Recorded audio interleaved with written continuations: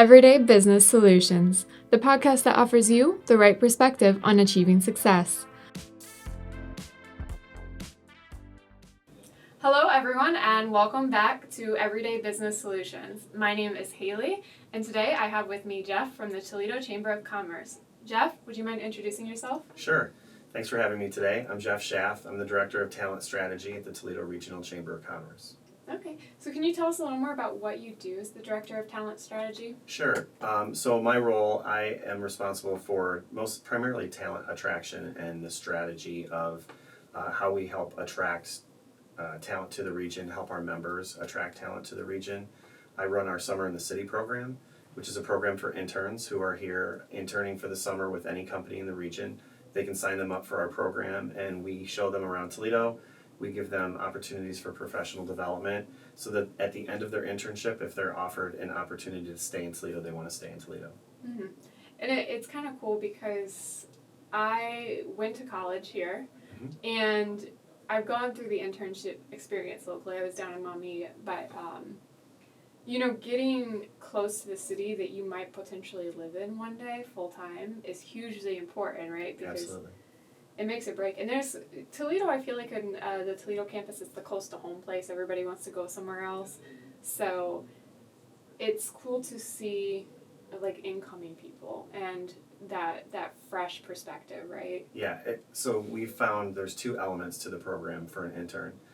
You have interns who have grown up here and stayed here and maybe grew up in their bubble in Perrysburg or Sylvania, and that's where they've always gone to school and that's where they hang out because there really isn't a reason to leave if you're going to school and playing sports and all of your activities are there. And then there's people who are not from Toledo and who have never experienced Toledo who are here for the summer. And so kind of showing them all a little bit of the unique things that make Toledo Toledo and some of the things that I might take advantage of all the time because of my role at the chamber and that I have to know what's going on in Toledo. So it's fun. We measure their opinion of the community before they start their internship and their opinion after, and it always goes up double digits every year. So how do you measure? I'm curious. So we kind of ask them, rate Toledo on nightlife opportunities, rate Toledo on networking opportunities, rate Toledo on cool places to live, that sort of thing. And so usually at the beginning of the program, they're like, I don't know, it's probably like a 2 because I don't really know that much. And by the end, it's at 5, and 5 is the best on the scale. So that's cool.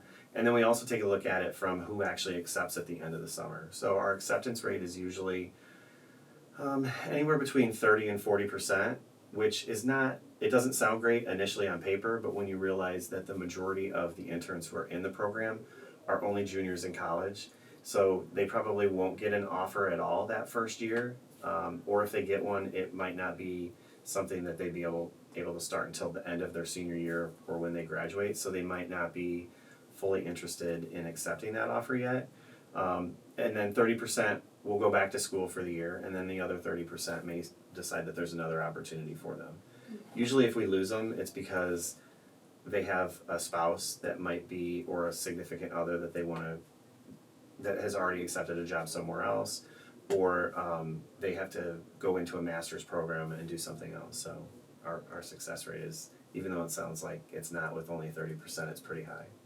I was going to say, when you consider about all the different factors and all the different things college students have going on at that time, Yeah, that's a pretty good rate. it's just really hard to measure it because it's not a 1-for-1 every single time, but we work really hard. Our team at the chamber and our team of EPIC young professionals that we help.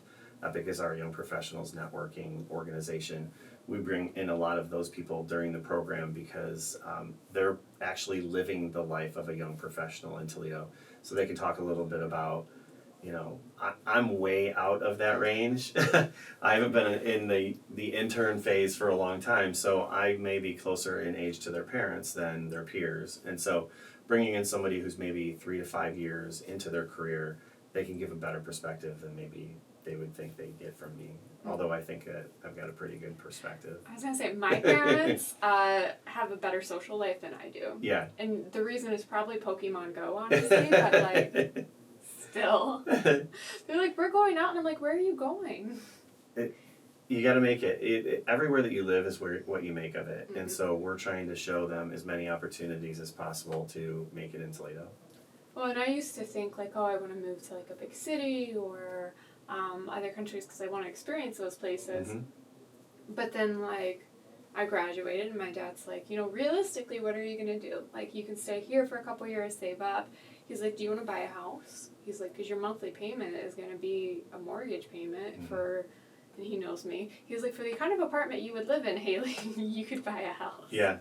I think when you look at some of the apartments in other cities that we bump against quite a bit when people are trying to attract, so if we're bumping against Columbus or Cincinnati or Cleveland, and you compare it to some of the rents here or the mortgage rates here, you can have a pretty nice house here for some of the rent payments that you might be in some of those other cities. Yeah.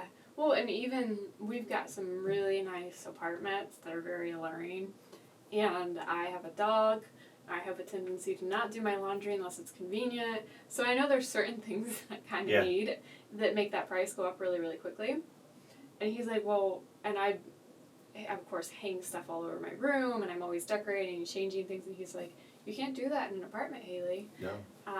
So it's crazy because now I'm looking at a home here in a couple of years, and I'm kind of keeping an eye on the market. It's very rough right now for me. It's a challenging market right now if you're a buyer, but that's a good thing for our community. That shows that people are investing in our community, and if you invest in the home, that's what we want. We want a young professional like you to be in Toledo and invest in a home, because that means that you want to stay here and that you're invested in the community and really want to help us move that forward. Mm-hmm. Well, and that's the thing. My friend just bought a house in Toledo, not too far from campus, which is funny because she's from, it's down by Columbus somewhere. It's a smaller town out by Columbus. She came up here for school, took a teaching job. So now she's in the community for good. She goes to like the farmers markets and stuff like that. So I started to branch out into farmers markets in Toledo, which I didn't go to before. And then through work, I do like the T-Town Dash we did 2 years ago. Sure. And we've got people attending the golf tournaments and things like that. So there's so much to do, and I'm like, I can't imagine trying to figure this out in a different city. This is my home. Right. So. Yeah, that's why what we try to do. We try to make it a little bit easier for people who might be transplants here to get acclimated. I was on the call today with a CFO candidate for one of our major corporations, and they're looking to potentially move from somewhere in Virginia, and they've never lived anywhere else except for on the East Coast, and they're like, tell us what we need to know about Toledo, right? And it's like, okay, well, what do you want to know first? Because I can just start rattling things off, but we talked about what it's like to live here and the things that we have, from the Toledo Museum of Art to the Metro Parks to we're on the Maumee River and Lake Erie, so if you're a fisherman, that's the place to be. If you're a boater, this is a great place to be. And the questions that always come up that people aren't sure about are kind of funny ones, like, what's your winter like? And the winter one is a little challenging because I had a CEO that we recruited a few years back, and he said, what's your winter like? They were moving up from Florida, and he originally was from the East Coast, so he knew that we would have some sort of snow. And that was the year that we had record snowfall. We had like 90 inches of snow that year. We had level 3 emergencies and offices were closed. And he had driven his rear-wheel drive Camaro up here from Florida. And on the first major snowfall that we had, he put it in a ditch. And he called and he said, I thought you said these winters weren't bad up here. And so, what are you going to do? I can't predict the weather and I can't control it. But that one bad year is something that we'll all be talking about for the next 15 or 20 years. This past year was not bad at all. I was outside on Thanksgiving with my family. So you get a little bit here, you get a little bit there. We aren't Cleveland, so we don't get dumped on like every time that there's a snow forecast, so that's kind of nice. But all the other amenities that we have here, as we were having the conversation, I know he called his HR person afterwards and was like, okay, we're coming in next week for sure. We weren't sure, but we talked to Jeff. This sounds like a place that we can live, and so we want to come in and actually continue the interview process. So that was a little mini victory today, small wins. That's awesome. No, it's funny to think about. I came from Midwest Ohio, so the winters are a bit different because of the lakes. Right. Not a huge temperature difference because it's only a couple hours north, but yeah, the lakes make a huge difference on if a storm's coming, who knows what it's gonna do? Yeah, the lake effect snow is something that we don't tend to get. For some reason, after the weather comes through the Chicago area, it splits and goes north or south more often than not. And south of us will either get a lot of snow or a lot of ice, and north of us will get a lot of snow, and then poor Cleveland and Akron on the other side, and Buffalo, they just get dumped on. I have a friend that lives in Buffalo, and he's like, you either live on this side of Buffalo or that side of Buffalo, and the one side just gets hammered with snow all the time, and the other side gets no snow. So I was like, who would want to live on the side that just gets hammered with snow all the time? I wouldn't. That's my least favorite part of Toledo, I would say. Yeah. Is the snow. The sledding on that side, but you don't live on that side. Yeah. Yeah, I live in Sylvania, and I know literally one side of Sylvania will get hit with a bad rainstorm, and the other one's dry as bone. I've driven through it, had to get in my car in the rain, drive through the torrential downpour, and I get home, and I get out of my car, and I'm like, it's dry, and I walk in, I was like, you didn't get rain? They're like, no, why are you wet? Yeah, that's the beauty of Toledo weather. I was like, 5 minutes away. 5 minutes away, it's pouring. Yeah. So no, it's kind of funny, but then you're right, like the lakes are huge, really weird weather patterns, but then you can go put your boat in. I know my friends, they have a boat, so they'll go drop it in their free launch right there and then ride out onto Lake Erie, and you can spend all day out there. Yeah, I mean, the marinas that we have around here, if you are a sailboater, if you're a sport boater, if you're a fisherman, there's so many opportunities around here to drop your boat in the water or keep it at a marina. The parties around the marinas, the islands, Put-in Bay, Kelly's Island, the wineries and the craft breweries out in Port Clinton and Sandusky, like, you could spend an entire weekend out there, and it's like you're on a vacation somewhere and you're only 45 minutes from your home. So that's another one of the great bonuses of Toledo, and our proximity to other markets. Detroit's 45 minutes away, Ann Arbor's 45 minutes away, Cleveland's an hour and a half, Columbus is a couple hours, Cincinnati's 3, Indianapolis and Chicago are 4.5, 5 hours. Like, if you want to hop in the car and take an overnight trip, there's so many great opportunities to do that without actually having to live in a congested city.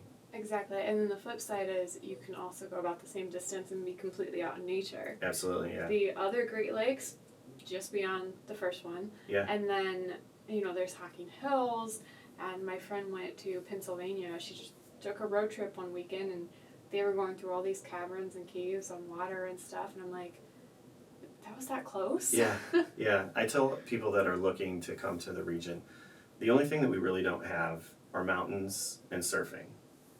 But if you want mountains, you're only a couple hours away. If you want, you can go into Pennsylvania, you can go down south into Kentucky and Tennessee. And if you want surfing, Detroit Airport's only 40 minutes away, and you can hop to either coast pretty quickly. So. Or you get one of those those mini ones that you put on and you on surf the back on the back of the boat. Yeah, on the back of the speedboats. My brother has one of those. Yeah, I've done that. Not well, but I've done that. I prefer the wakeboard. So. Yeah. But like that again, you can go wakeboarding and everything, and it's just like people have got all the houses up on the lakes, their second homes up on the lakes. Yeah. It's really easy to make a friend up there. It is. My brother and his wife just bought a cottage this past year, and so it's nice to be able to just pop up there for the weekend. 45-minute to an hour drive up there. You stay for the day. You can stay for the whole weekend. It's just another one of those nice benefits of living in the area that we live in. You go down south in Ohio, like especially around the Columbus area, and there might be 2 lakes down there, and the real estate is really expensive, and they're congested. So up here we have, I don't know, probably hundreds of lakes around here, and any weekend you could be out on one of those lakes having a good time. Mm-hmm. Well, it's funny too because I was talking to cousins of mine that are closer to the Dayton area, and they were talking about, we want to get up a cottage up in Michigan, but it's such a hike, like on Devil's Lake, and I was like, well, don't do Devil's Lake. Devil's Lake's busy. There's like a million other ones. Pick one. Yeah, there's so many different ones, and even if you go just into Indiana, there's a bunch too. Yeah, exactly. And then the other thing is they're talking about like their roller coasters and stuff at Kings Island. I was like, I rode like a couple record-breaking ones this weekend, like it was nothing. Yeah, I mean, if you want to go ride roller coasters, you got to go to Cedar Point. Yeah, it's funny. People come from all over the country to ride our roller coasters, and I forget that they're, like as big as they are sometimes. Yeah, and you have the water parks out there. And they just keep adding and adding and adding. There's so much stuff out there. It's really a great asset that it's kind of like the zoo. if you don't have kids, you might not take advantage of it all the time, but it's a great community asset, and there's really some great things that happen there. I don't go to Cedar Point on a regular basis because it's not necessarily my thing, but it's nice if family comes in from out of town, or if you have another guest who's coming in, to at least be able to say, hey, if you've got an extra day that you can stay, let's get some tickets to Cedar Point and go over, ride some roller coasters, go to the water park, hang out on the beach. It's like a little mini resort area. It's mini Disney, right? Without as many characters. Right. Right. And then they'll do concerts over there too. I didn't even realize that for a long time, but they do concerts and everything else out there. It's just really cool. And I say that because we were there a couple weeks ago and happened to be on one slow day because there's a lot of people out there right now. But it's funny because you'll go somewhere else then. Like, I went down to my family in Dayton. I grew up there. I don't remember ever being like that bored. I always found something to do, and I go down there now and I'm like, what do you guys do for fun? Seriously, where's your pumpkin farms? Where's your apple orchards? And they're like, I think there's one an hour away. And I'm like, yeah. I feel like in the last 10 or 15 years that has really developed around here. mm-hmm. Those non-traditional, it's not your major attraction like a zoo or a museum, but it's just fun stuff to do. In the fall, it's starting to become it seems. We've watched Gus Brothers grow. Yeah, Gust. There's one up in Erie that they do hard ciders and things like that. I didn't know they do that. And hay rides. And they bring in food trucks on the weekend. And the kids can go out and pick apples and pumpkins. And the adults hang out and listen to music and have food. And you can spend, 3 or 4 hours at an apple orchard, which... back in the day, who would think that would be fun? It's become an experience, and it's not just about picking apples anymore. I've gone 2 days back to back with a little one, and she soaked it all up. She makes friends when we go out there. I'm like, they live an hour in the other direction. Yeah, they don't care. Yeah, they don't. But it's funny because there is so much to do that when you've lived here for a while, it's just part of life. And then other people come up and you're like, oh, what am I going to do? Oh, well, I've got a million things planned. You can't see it all. Right. And then you go visit them. And even if you go to, my cousin lives right outside Dayton. I went to visit her and it was fun. But then, when we were done going to the fun places, we were just done. Yeah. Then what do you do next? Yeah. So it's kind of funny because we have a lot. And I think, people just don't realize it. And it's hard to find on paper, right? In today's age where... there's so much electronic and digital media communication, it's harder to convey the message. And so that's one of the things that we've been working on. We've created a toolkit that our employers can use when they're recruiting to the region. And it's our website, ToledoRegion.com, that has information on the communities, on education, on our major attractions. It has the news. It gives a feel for what life is truly like here in Toledo. But we've put together a video. So if you've got a recruit that you're bringing in, you can send them the video. And then the next week you can send them the brochure, the little booklet that tells a little bit more. And then we have some information about just an overview. We have a terminology spreadsheet. So, we've grown up here for a long time, or we've lived here for a long time. You start throwing around terms and things that someone new to the region has no idea what you're talking about. Oh, we'll take the trail to the zoo. Well, the trail has an official name. It's US 25, I think. And it's the Anthony Wayne Trail if you're looking on your phone or on a map. But we just throw it around as a trail. Or, head over to Franklin Park if you want to get some shopping done.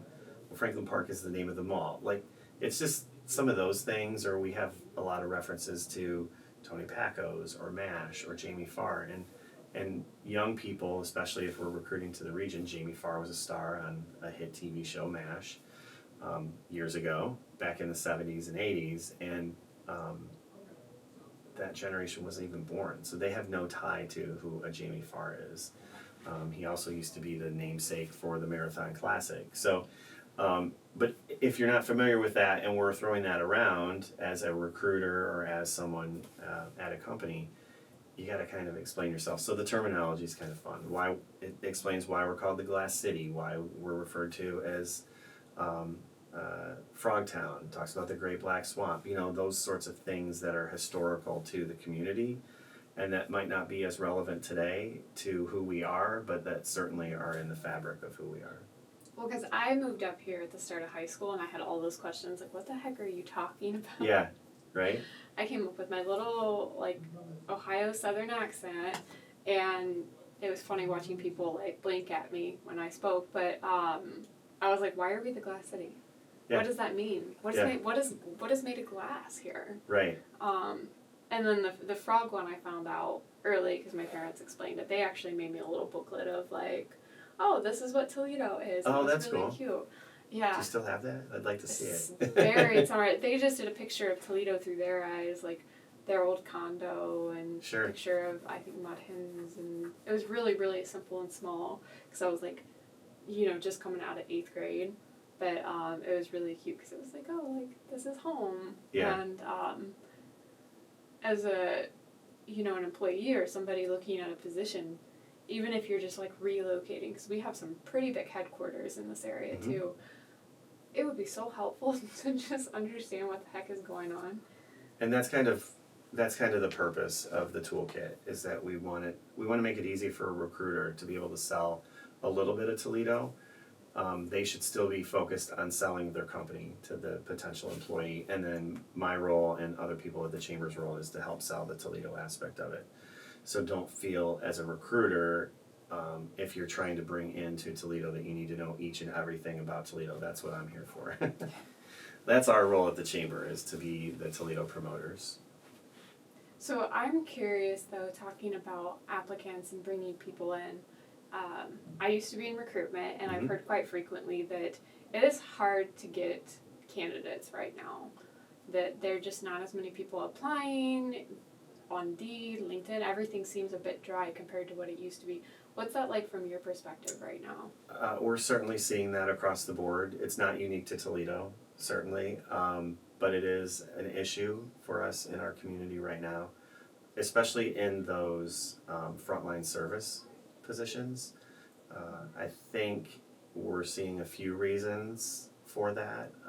COVID certainly was an element where people who were working in those industries maybe didn't feel as safe as they thought they should, that they weren't being treated the way that they thought they should be, and so they may have reconsidered that they want to work in those industries. So they were at home, they were with their kids, they were with their family. Some of them are saying, maybe I don't need to go back, maybe I can make this work. If I'm not paying for daycare and I'm not working, is it a wash at that point, right? And so should I stay home and stay with my kids? I think a lot of those same people took a look at it and said, my skills are worth more, and there's opportunities for me to use those skills in another industry or in another career, and they've taken those opportunities as well. And I think just people reevaluated. And before COVID hit, we were struggling with those frontline workers. So that's still going to be an issue, and I think we're going to probably see more automation in those industries than we have in the past, but we're still struggling to fill nursing roles, and those are really well-paid jobs. Those are jobs that people go to school for 4 and 5 years. How do we make sure that we're competitive in our market as it relates to other markets? We certainly see more and more development here and investment in the community from companies. And so as you see an Amazon come into town, that lifts the wages, but it also puts some constraints on the employment pool. Some of our counties and surrounding counties are basically at 0% unemployment right now.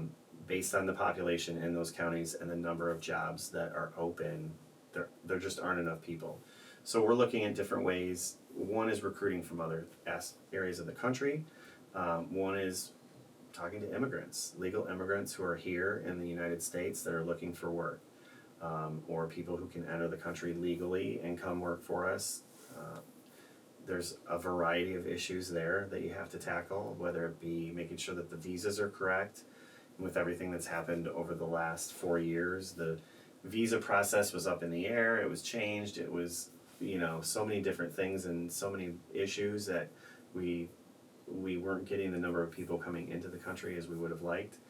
And then there's, a simple thing is a degree in Kenya is a little bit different than a degree in the United States. Does that mean that you're not as qualified for the same position? We don't know. That's where you need resources at the university, where resources at other locations that can say, okay, this degree in Kenya actually perfectly aligns with what this career path is in the United States, or like a doctor in Kenya, for example. Do they go through the same type of training? Do they know the same types of things as they would in the United States? So we have some teams here, and we're working with some different organizations that can kind of help with that, so that when someone comes in from another area, you can say, yes, they'll fit in perfectly in this position. Because the majority of those candidates that are coming in from other countries are fluent in English as well. They want to work, that's why they're here, and so we want to make sure that we're getting them into the positions that are available. But we're working with the colleges and universities, we're working with alumni groups from those colleges and universities. If we know that there's a pocket of alum from the University of Toledo or Bowling Green State University that are in Orlando, we're going to start doing some campaigning in Orlando to those people of like, hey, we've got jobs and they're open here in Toledo. Remember what it was like when you were here 20 years ago? Well, it's not like that anymore. Check us out again. And if you're up here, give us a call and we'll give you a tour. We have to start looking at other non-traditional ways of recruiting to the region, and then taking a look at the people who are here in the region, and maybe it's a skill that was really valuable 10 years ago, but that industry has changed a lot and maybe you haven't been able to keep up. How do we reskill or upskill you into another position? So the Chamber works very closely with a lot of workforce development agencies and organizations in Northwest Ohio to make sure that people who want to work are able to work in a job that's going to be enough to pay the bills for them. Mm-hmm. It is interesting though, in the Toledo area, I've known a lot of people who they've moved out because of their internships, whether it's people who graduated with me or before me, and I've started to notice that there's a lot of people who eventually do drift back anyway, because you know, especially if they're a recent graduate within the last like 3 or 4 years, Mm-hmm. they know Toledo is growing, and they know that there is actually a lot of fun stuff to do. They miss the best nightlife development, though there's some cool things right there. Yeah. So I've noticed like the cost of living is a lot more in the, I must say, outside world Sure. than it is here, and a lot of times you get paid the same. I've like done a little digging, like, or you'll get paid, what you get paid is not proportionally equal compared to the cost of living as what you would get paid here. Yeah, I've had in the last 20 years or so, I've had the opportunity to potentially relocate to Kansas City or to LA. And Kansas City, the difference in compensation was only a couple $1,000s, which Kansas City probably has a similar, it's probably a higher cost of living than here, but not too crazy because Mm-hmm. it's still Midwest. In LA, the difference in salary was maybe $10,000, and the cost of living in LA is much different than here in Toledo. So there was no way you could live out there on the salary that they were offering, and so I'm still here in Toledo. I mean, I think I made the right decision. You could have found a very nice cardboard box to live in. Or I could have had 5 roommates. Yeah, Either exactly. way. Yeah, it would have been right back to your college Yeah. days. Yeah. Yeah. So No, thank you. I think I have a cousin or some kind of distant relative that lives in San Francisco, and they were talking about their house is smaller than like any of ours, and it cost about 10 times more. Yeah, and there's a variety of other issues in San Francisco right now that we won't talk about here. I'm sure. We were talking about it. I was gonna go out and I think towards the middle of college, I was looking at maybe doing an internship with her company and just living with her for the summer that I did it for experience. And it was just like, Yeah. we were just talking about, I would have had it made because I had somewhere to stay. Food, not so much. As long as it was a paid internship, I might be able to feed Right. myself. But Right. yeah, it was just like when you're looking at like, especially the West Coast or even the East Coast, where you're closer to the water, the cost goes up Yeah. so much. They're beautiful places to visit, but you know, I'd rather live in my modestly sized home in Toledo with my 20-minute commute to work every day and everything readily available where I need it. Do we have major league sports teams here? No, but the Mud Hens is one step from it. Walleye are one step or two step away from major league sports, and the venues are outstanding, and you can go and hang out with your friends and enjoy a good evening. Well, there's the concerts that they do in Promenade Park. We were down waterfront. We saw that across the way, and we saw that they had a concert thing going on the one night, and we're like, oh, what is this? Yeah, they just started back up. I think it's the third year that they've had those. Like back in the 80s and 90s, that was popular. They had them every Friday night, and somewhere along the line, one of those buildings got abandoned, and it wasn't really a great place to hang out anymore. And so now that ProMedica has redone the waterfront buildings and Promenade Park in conjunction with the city, the concerts are back. So when I was leaving the office today, Kool and the Gang was warming up, and a lot of our young interns in the office had no idea who I was talking about. And I was like, just Google them. If you've been to a wedding, you'll know Kool and the Gang, because they've got some good songs from the 70s and 80s and good R&B, soul music. But they'll have concerts every Friday for the rest of the season. They actually do like family movie nights on Thursday night. They've got a big screen on the side of one of the parking garages down there. And they've done, I think they've got like Jurassic Park or The Goonies or Frozen or different movies like that you can go down, and there's usually food trucks, there's food vendors and drink vendors, and you kind of like bring a blanket or your camp chair and you hang out along the river and watch a good movie or watch a good music show. It's a great venue. Oh, I'm gonna have to look into that as soon as this rain stops Yeah. coming. But no, I knew about the concerts happening. I didn't know specifically they were every Friday, but we were down there on a Friday. They're every Friday through September, through Labor Day right now, and the big headliner for the Solheim Cup that will be here in September is Gwen Stefani. So that's a little bit different. The normal Friday concerts are like $15 to get in. The Gwen Stefani is like a VIP concert, and they're expecting 30,000 people down there for that event, which will be crazy. Yeah, I had heard that they were booking up fast like a couple months ago. Yeah. So. Yeah, that's booking up fast. We're expecting anywhere between 100 and 125,000 visitors into the region that weekend for the tournament, which will be great. I mean, we have not had an event like this in probably, 15 or 20 years, so it'll be great. I heard this week that we think we're the first international sporting event hosted in the United States since COVID. Oh, wow. So that'll be great to see, because the European ladies will be coming over to compete against the ladies from the U.S. and it'll be cool. It's gonna be fun. Oh, that's really cool. See, I knew the Marathon Classic last year was one of the first to host after everything shut down for COVID, when they stopped all the tournaments and stuff. Yeah. Judd was telling us about that. So that's kind of like, it's really cool to be leading the curve on those things, especially with I feel like we're doing well with cases and stuff in our region last time I checked. I think so, yeah. So it feels like home again after everything, and Yeah. it feels really good to be back out there.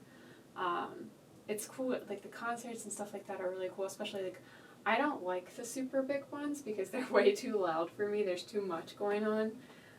So the small ones are like perfect, like just to go down on a Friday night. It's just a great night. A couple of years ago, Diana Ross was on the waterfront. Like, she's a legend. It was her 75th birthday that year, and so she was on tour to celebrate. And I mean, talk about somebody who was a pioneer in her industry, and to have someone like that on the water in downtown Toledo. Like, I went with my parents, and it was standing room only. We were standing on the stairs because there weren't any seats to be had. But we had a great time, and the crowd was really fun, and everybody had fun, and Diana Ross was fun, and it was just a good night. Yeah, it's like we've talked about this entire time. Toledo's got a lot going on. I mean, and it's not going to be like if you're like in New York, yeah, there's always stuff going on, but are you getting in? Right. Or is it worth going? Are you going to be, packed in there and not having fun? Yeah, when we're talking with our EPIC Toledo young professionals, we talk about what other city could you live in that's our size or bigger that you could send a note to a CEO or a president of the organization and have lunch with them the next week, right? Like the network here, I always joke it's 2 degrees of separation in Toledo. Like someone always knows someone, and that's a great thing for networking. It's a bad thing if you're trying to get away with anything in town. But it's great. Like Archie, your president, and I went to high school and grade school together. Like that's how small the network is here in Toledo. Like it's very easy to connect with someone. It's easy to get involved with a nonprofit and be on a board or be on a volunteer opportunity and the CEO of Owens Corning could be standing next to you on that project. It's just a great community, and if you're in business, it's great for networking. If you're not in business, it's great for developing a social network as well. Mm-hmm. That's one thing I've learned a lot, of course, doing the podcast. I get to talk to a lot of really cool people, but the responsiveness of the community and the way people come together here is so different than like anything else. Mm-hmm. There's no, well, I'm the CEO, I can't interact with it. They're just part of the community, Sure. And they happen to run a company type of thing versus them being too big for their shoes, basically. Yeah, it's funny, like I run it, well, I'm at the chamber, so I get to interact with a lot of those presidents of the companies on a little bit of a regular basis because they're on our board, they come to our events and things like that. And, they're people just like we are, and it's great to have conversations with them, and they talk about concerns that they might have about the community, or they might be showing me an aspect of the community that I'm not familiar with yet, and we've just got a great network and a great community. Well, I was laughing. I went to Inside the Five in Sylvania with one of my coworkers, and we were talking about how it started and the guys who founded it and everything Mm-hmm. like that. Took my sister to soccer that evening and ran into one of them with his dog. I was laughing. Came over to pet the dog, of course. Yeah. And I was like, "Oh, do you work at Inside the Five?" And he's like, "Yeah, I own it." If you're new to Toledo, Yeah. go over to Wildwood and take your dog, right? You'll meet all kinds of people because everybody loves the puppies. Mm-hmm. Oh, yeah. You get to interact with everybody. But it's funny because you'll just be talking to someone, and the next thing you know, they're like, "Oh, yeah, I own the, Inside the Five, or I own this company." And you're like, "Oh, wow." And it's a huge influence here. Like, you can say Inside the Five, most people are going to know exactly what you're talking about, Mm-hmm. even if they've not been to it. And it's kind of cool. I'm going to go to Epic, and there's all kinds of different events, so you can go to those. T-Town Dash, which I mentioned before, we just mentioned because it popped up in somebody's memories, and one of our team members said that was the most fun event she's ever done. Oh, that's good. So it was just funny because we were laughing about, we practically ambushed a cop to get a picture for one of the scavenger events, and he had no idea what was going on. So there's, of course, photographic proof, and then there was photographic proof, or like a picture that was like, "Oh yeah, it was about that one team that stole our golf cart" type thing. Oh yeah, I remember that year. Yeah. So it was just, it's fun. There's so many memories embedded in here. Yeah. And that's our hope with our interns, or with EPIC, or with college students as we're having conversations, or with people that we're driving around town when we're recruiting them and showing them around town, is that we give them a good enough memory that when they leave, whether they decide to come back, they at least have a good impression of Toledo, and they can speak positively about it. So we've traditionally been, I shouldn't say we, this community in the past was traditionally a group of naysayers who said this couldn't be done, well, it'll never happen. And in the last 25 or 30 years, I think that's changed dramatically. And we have a great group of young leaders in the community that are working with some of the more seasoned leaders, and we've done really cool things like Hensville. Years ago people would have said there's no way you could create a fun environment in downtown Toledo around the ballpark. And now we have Hensville, and you've got multiple restaurants, you've got an outdoor venue park that has concerts there.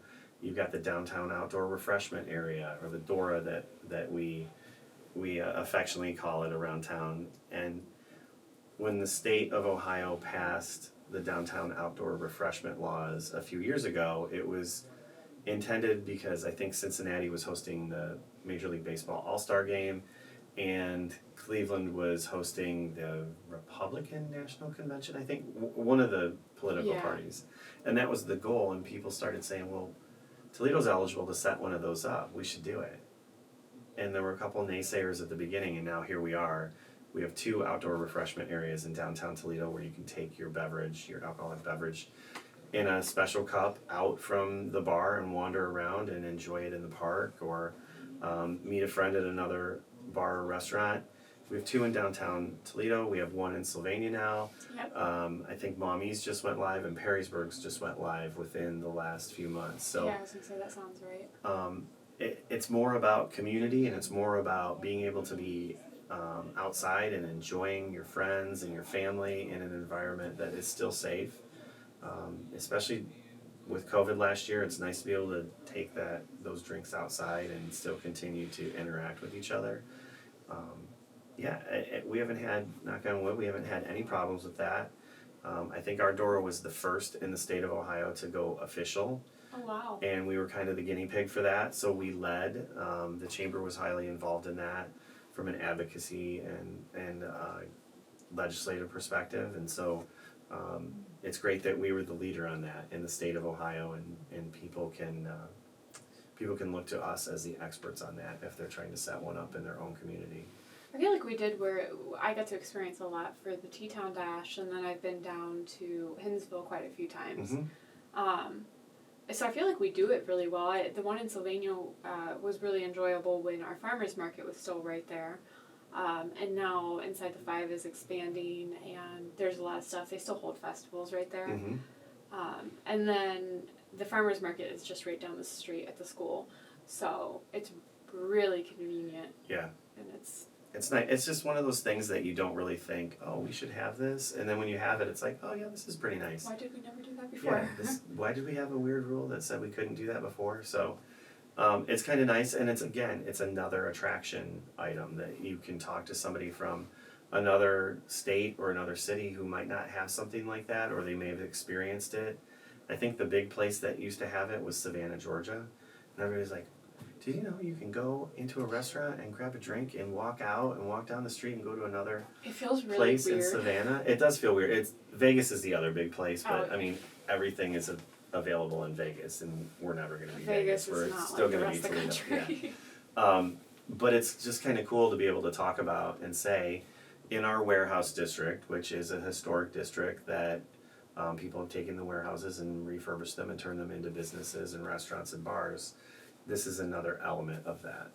And so, again, like I said, talent attraction, it's important to be able to showcase cool and unique things that make Toledo, stand out amongst other cities. I feel like now would be a really great time to get in because we can only build so many houses. It's so much. Right. But the one thing I was laughing about is that same night, I think it was the 9th, that there was a concert going on. There was no hotels anywhere. They were all full. Because we had somebody I had a friend, a friend of a friend in from Hong Kong. She's been in Hong Kong for 8 years. She loves to come back home and visit. And somebody came with her, and he was like, I can't find a hotel anywhere from like here to BG. Yeah. Even, and there was nothing. Well, you had the Marathon Classic that weekend. There's cheer tournament. There's a cheer tournament. There's always some sort of a soccer tournament around here, kids soccer or baseball tournaments. And you have a couple hotels that are in transition right now that are remodeling. So that has taken a couple hundred rooms off the market, which really shouldn't affect us. I mean, we've got, I don't remember how many beds we have in Northwest Ohio. Destination Toledo, who's our Convention and Visitors Bureau, would be able to give us that number, I'm sure. But it's interesting to see how many people are actually coming in and staying in the summertime for a variety of different reasons. I think we hosted the National Gymnastics Championships a couple years ago for the YMCA type organizations. There's they did it like 5 or 6 years in a row where it was like the National Jehovah's Witness Conference was here, and they were here for 6 weekends in a row. So it was great. Like downtown hotels would be booked because everything was at the Seagate Convention Center, and you would just see these like hundreds of people walking to the Seagate Center in the middle of the day, which is unusual because usually the events there are in the evening. Yeah. You're like, what are you here for? And they're like, oh, we're here for the Jehovah's Witness conference. You're like, oh, welcome. Have you done this? And they'd start asking you questions about, well, where should we do this or where should we do that? And it's just like that's the cool stuff that a lot of people don't get to experience if they're working a normal 9-to-5 job and not out and about like we are with the chamber in downtown. So I've learned though that there's so many things for people who are working the 9-to-5 to get out and do, because like you said, there's a mix of people who are making these things happen. There's different generations, different types of individuals, and it just feels like, especially post-COVID, as we move forward, people are so eager to get out there, and there's a new spin on what we're doing. Oh yeah. For sure. There's definitely a thirst for being around people again, and it's, I kind of said when we started to come back, it was like, I'm meeting my friends all over again, because you have this network of your work friends, right, that you go to lunch with or that you are at common events with, and you haven't seen them for a year. And so when you get together, it's like old friends. And we were at an event earlier this week over at the new Metro Park in the Marina District. And everybody was there, and we were all fired up because we were talking about the Solheim Cup and how it's going to be great for the community. But afterwards, there were a group of us that we've interacted quite a bit over the last few years, and we haven't seen each other in a while. That was the first time that we may have seen each other in person. So we were just kind of hanging out. It was a beautiful night. We were enjoying the scenery. We were enjoying, there's food, and there was, just a little bit of catching up with everybody and seeing, like, how the heck have you been?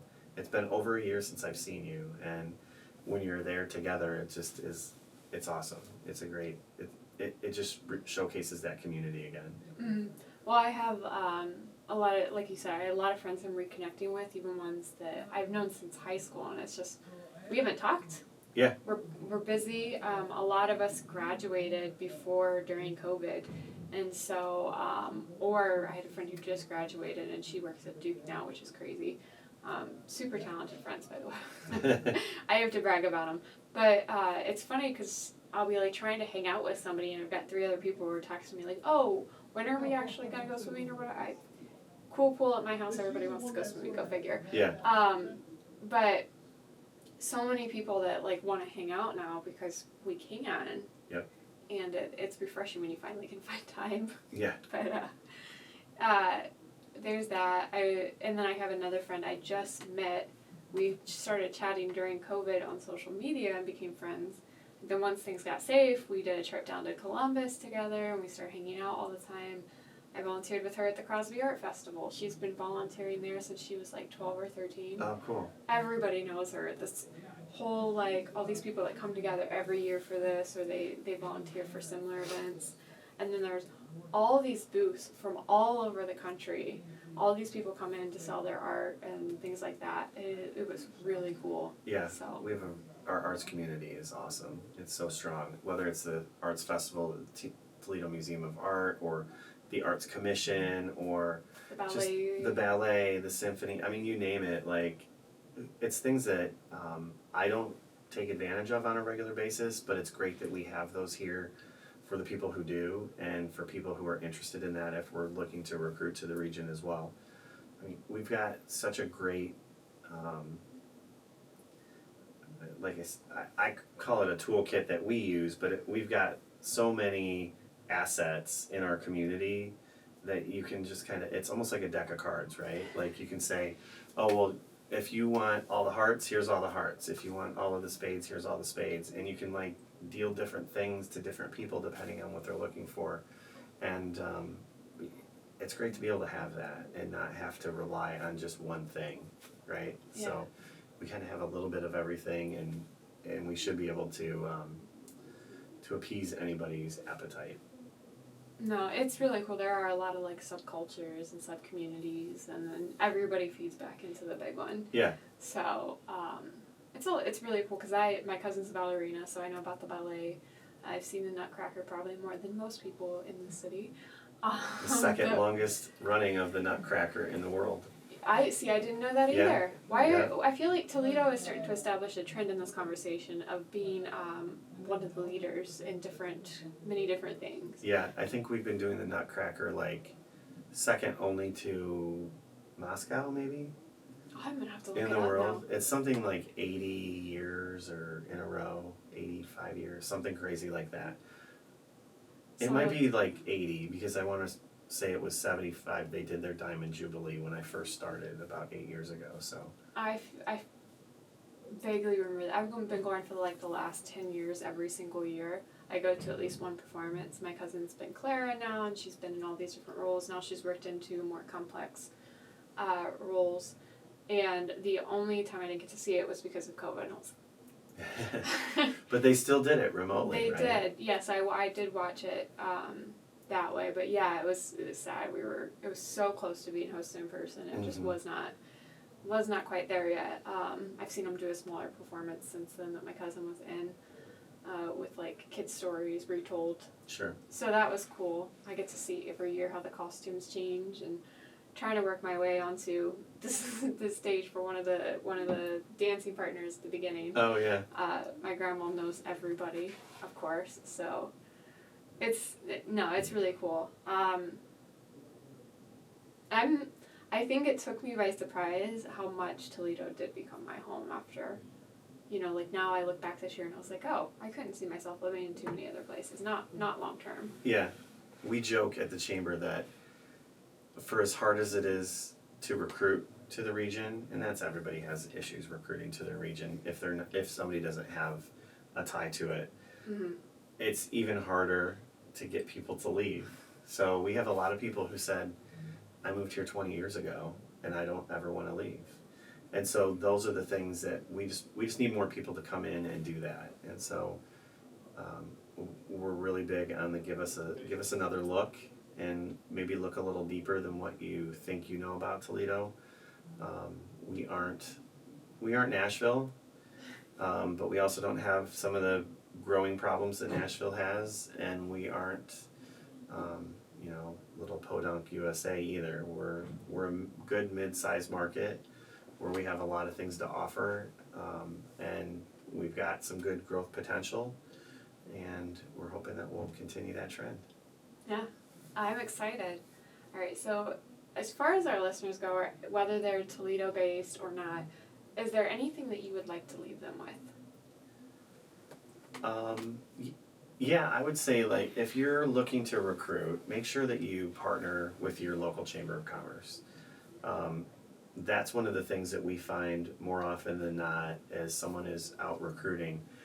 They aren't taking advantage of the resources or the relationships that we have, whether it be with career services at the universities. Make sure that you're connected there, and if you're not, your Chamber of Commerce should know who those people are. If you are selling the region and you need help with that, the Chamber of Commerce is there as well. And there may be other incentives, or there may be other things that are happening in your workforce development agencies that if you want to plug in, the Chamber is a great way to do that. We have over 2,000 members in Northwest Ohio, so we're plugged in with a lot of different companies and with employers in the region. But it's not everybody, and that means that there's opportunity out there still. But our role is to help you overcome challenges that you're facing as a business, and so we foster economic opportunity and we help businesses overcome challenges every day. And so one of those challenges right now is recruiting and hiring, and any way that we can help with that, we're there. We're there for you. We've got a collective voice in some cases, so if it's a legislation thing or if it's a regulation thing, we might be able to help change that. If it's a networking opportunity, or if it's a pooling of resources, because we're all operating on limited resources these days, 10 businesses getting together to tackle an issue or to recruit for a specific industry may have a bigger voice than individuals. So we've started industry sector partnerships where specific industries are aligning together and saying, we're going to take a look at what we're hiring, and we're going to standardize the job description, we're going to standardize the requirements and education needed, and then we're all going to collectively go after a targeted group of people so that we can all get great candidates. It might be not be a great candidate for your organization specifically, but it might be for mine. And we both met them at the same place. Or maybe they aren't the right fit right now, but maybe they are 6 months down the road. Rather than spinning our wheels individually, let's all work collectively and help solve this issue. So I would say, yeah, just Chamber of Commerce, take advantage of everything that we do and all of the networking that we have. You guys are way bigger than I realized too. I've learned. We are. There's a couple different levels of chambers of commerce. So you have like your local community chamber of commerce that they do a lot of the events and have more networking. They might have a monthly meeting, luncheon that you can go to. And then as a regional organization, so some of the other communities that have regional are like a Charleston or an Indianapolis, or Boise has a regional. Those regional organizations, it's not so much about a monthly luncheon as it is some of the bigger issues that businesses are just facing in general. So right now, talent is probably the biggest issue that anyone's having. It could be regulation, it could be the other big issue in the regional chamber market right now is diversity, equity, and inclusion. So leading that charge, not necessarily in your entire community, but making sure that the business community is plugged into what's happening with DEI issues and initiatives. So yeah, we're here. We're here and we're ready for the call, and we offer a variety of services, but talent is my expertise from my chamber perspective. I really appreciate you breaking down not just what your role is and all the really great things that you do, I mean, quite frankly, but also just talking more in depth about what the Toledo Chamber does, what a chamber can do, and the different aspects of it, because I've started to learn more and break down more, and then I think I got to learn more about my own community through this conversation. But as far as like our podcast, we want to connect locally. We want to help those smaller and mid-sized businesses learn how they can do the same, how Sure. they can connect locally, how they can utilize a chamber to grow, to strengthen their business, to have that like two-way connection with their community. So it's not just, you know, they know about it, but the community knows about them.